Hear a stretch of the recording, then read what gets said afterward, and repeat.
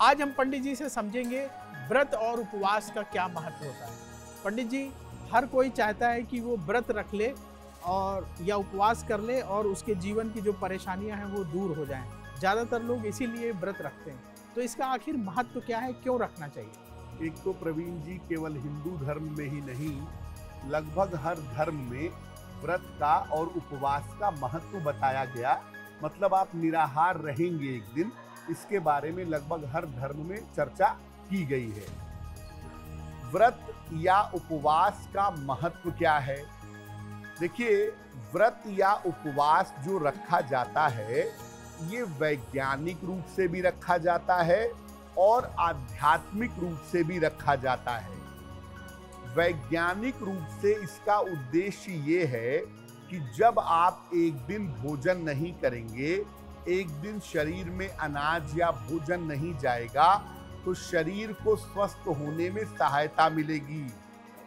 और आध्यात्मिक रूप से जब आप व्रत रखते हैं, उपवास करते हैं, तो मन और आत्मा को नियंत्रित कर सकते हैं।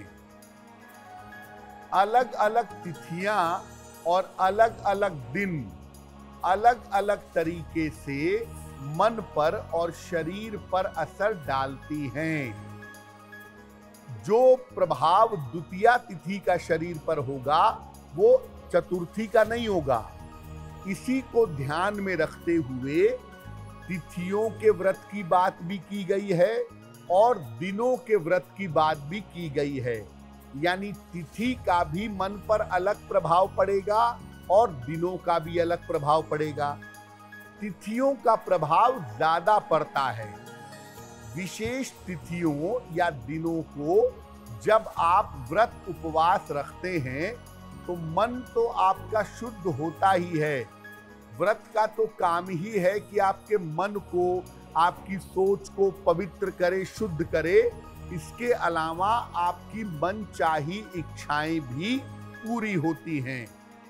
तो व्रत उपवास जो है, वो एक तो शरीर को स्वस्थ रखने का तरीका है, दूसरे अपनी मानसिक स्थिति को बेहतर रखने का तरीका है, और तीसरा अपनी मनोकामनाओं को पूर्ण करने का तरीका मानते हैं।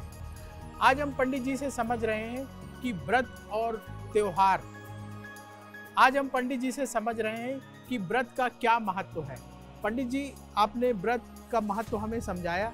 सबसे महत्वपूर्ण व्रत कौन सा माना जाता है? क्योंकि बहुत सारे व्रत हिंदू धर्म में लोग करते हैं, तो सबसे महत्वपूर्ण किसे मानते हैं? एक तो रोज ही कोई व्रत होता है, हर दिन का तो व्रत होता ही है। सोमवार, मंगलवार, बुधवार, तो सप्ताह में 7 दिन के व्रत होते हैं। लेकिन जैसा मैंने पहले भी कहा कि तिथियों के व्रत ज्यादा महत्वपूर्ण होते हैं दिनों के व्रत की तुलना में।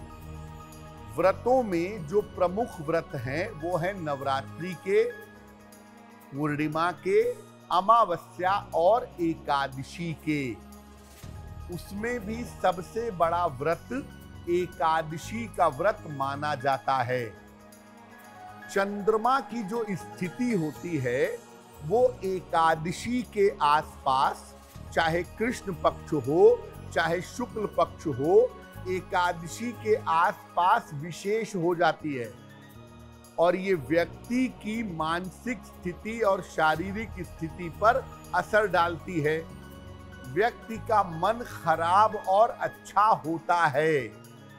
हम सब जानते हैं कि चंद्रमा मनसो जायतः, चंद्रमा मन को प्रभावित करता है, आनंद भी देता है और डिप्रेशन भी देता है। अगर आपके मानसिक स्थिति में बार बार उतार चढ़ाव रहता है, तो आप एकादशी का व्रत रख कर चंद्रमा के हर खराब प्रभाव को रोक सकते हैं परमानेंटली। आपको ज्यादा कोई उपाय नहीं करना है, आपको नियमों को समझना है और नियमों को समझ करके आप चंद्रमा के हर खराब प्रभाव को रोक सकते हैं। उसके लिए और भी समझिए कि एकादशी का व्रत रख करके और पूजा उपासना करके ग्रहों के असर को भी काफी हद तक आप कम कर सकते हैं। एकादशी का व्रत एक ऐसा व्रत है जो मन और शरीर दोनों पर असर डालता है। बाकी व्रत ज्यादातर शरीर पर असर डालते हैं, एकादशी आपके मन पर, आपके सोच पर, आपके ग्रहों पर भी असर डालता है। एकादशी का लाभ तभी हो सकता है जब इसके नियमों का पालन किया जाए। ऐसा नहीं कि जैसे मन किया वैसे ही व्रत रखना शुरू कर दिया और फिर कहा कि पंडित जी 6 महीने से रखता हूं, कोई फायदा नहीं होता। देखिए, जब आप नियमों को समझ करके पूरी तरह से एकादशी का व्रत रखेंगे 100% आपको फायदा होगा, इसमें कोई दो राय नहीं है। एस्ट्रो तक ऐप पर आपको मिलेगा भविष्य से जुड़े हर सवाल का जवाब। डाउनलोड कीजिए एस्ट्रो तक ऐप और चुटकी में जुड़िए इंडिया के बेस्ट एस्ट्रोलॉजर से।